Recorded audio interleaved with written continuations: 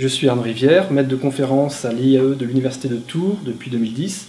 Je suis également rattaché au laboratoire de recherche en gestion Valorem. Mes deux domaines principaux de recherche sont centrés sur la valeur perçue, en comportement du consommateur, et l'innovation en marketing, innovation au sens large, aussi bien aux innovations produits que services, innovation de business model, ou bien encore innovation de processus. Dans le cadre du travail que nous avons mené, nous avons cherché à mieux comprendre comment une entreprise pouvait maximiser l'attractivité de son innovation aux yeux des consommateurs. Doit-elle chercher à rassurer les consommateurs sur la complexité et le prix, ou au contraire doit-elle communiquer avant tout sur les avantages que peut procurer l'innovation aux consommateurs?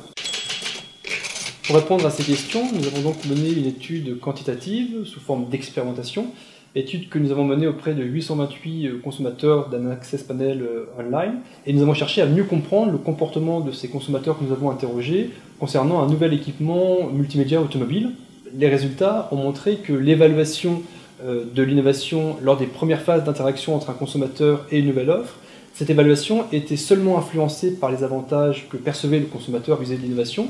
Et en revanche, on a pu constater que cette évaluation initiale de l'innovation n'était pas influencée ni par le degré de complexité d'apprentissage de l'innovation, ni même par le degré de cherté de cette innovation.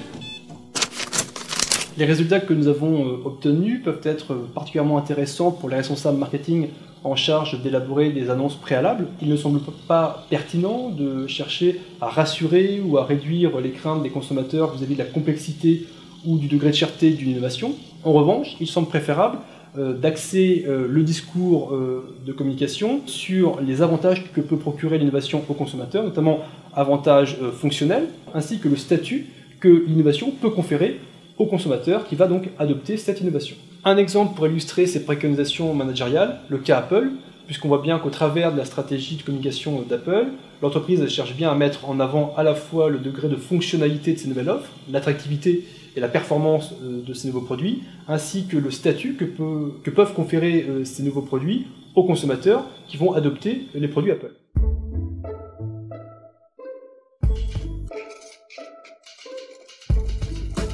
À mes yeux, le travail de chercheur passe par deux activités principales. Un premier travail qui est un travail de publication scientifique, mais ça passe également par une reconnaissance du travail de chercheur aux yeux des différents managers, et c'est notamment un des axes que cherche à développer de manière continue l'AFM.